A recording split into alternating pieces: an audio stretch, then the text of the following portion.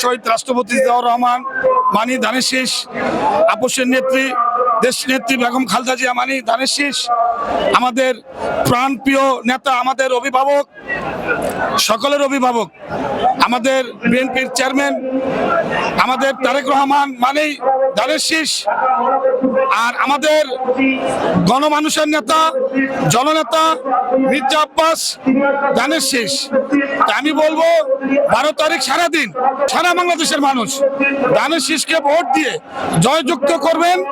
সবাই ঐক্যবদ্ধভাবে সকাল ফজর নামাজ পড়ে ভোট কেন্দ্রে যে আনন্দভাবে ধানের শীষে ভোট দিয়ে জয়যুক্ত করবেন।